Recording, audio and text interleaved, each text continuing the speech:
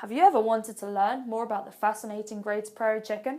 Well, I'm a student at Embry-Riddle Aeronautical University, and I'm here for the Wayne State College A. Shack Natural History Museum and the Macro Project to teach you all about this bird, as well as the biomechanics of flight and how this ordinary sounding bird isn't as different to the airplanes you see flying in the skies every day. The greater prairie chicken is a ground bird, which, as described on the spruce, means that when they hunt and nest, they prefer to do it on the ground. According to Audubon, their elongated, chisel-shaped beaks helps them to feed on seeds, leaves and insects that they find within the tall grass areas they choose to live in. They are commonly found in North Dakota, Nebraska and Kansas. However, time is running out to see these rare birds with your own eyes because they are currently endangered and their population is rapidly decreasing. If you find yourself searching for this bird, you will be able to hear it from a mile away, thanks to its booming mating call. This is a unique display that sets these birds apart from all others. They drum their feet on the floor, inflate the orange patches on the sides of their necks, and make a booming noise until they attract the females. South Dakota Birds, Birding and Nature talks about how the physical characteristics of a greater prairie chicken are similar in both males and females. They are roughly 18 inches in length with a mixture of brown and white feathers. Their wingspan is considerably larger than their length, stretching up to 28 inches. You can distinguish between the males and females, however, by the orange patches that the males have on the sides of their necks. The greater prairie chicken, although they can fly, using the biology of the ruffed grouse article, you can determine that they are similar to the ruffed grouse in the sense that they would prefer to walk or run instead of taking flight. As described by NASA's learning resource, when it comes to flying, there are four main forces that impact an airplane's ability to fly. And these are the same forces described in the feather biology article, and are what also allows the greater prairie chicken to fly. Ozu Birds talks more specifically about the greater prairie chicken's flight.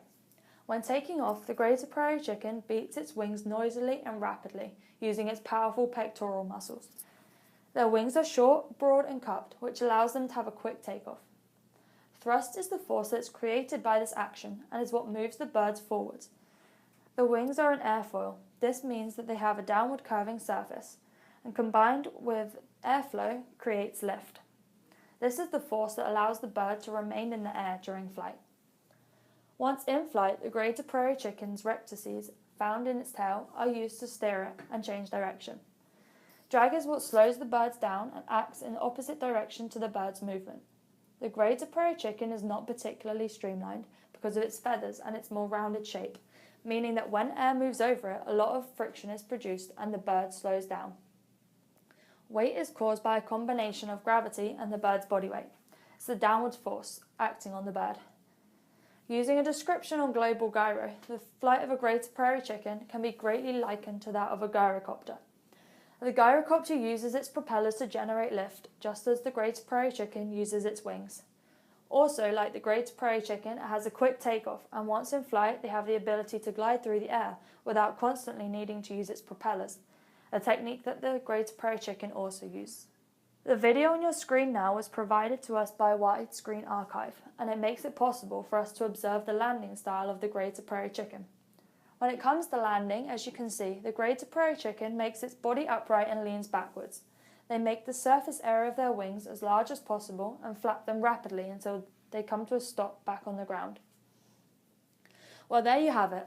I bet a lot of you arrived here today thinking that birds were just ordinary creatures, and I hope you leave here realising that they are in fact the complete opposite.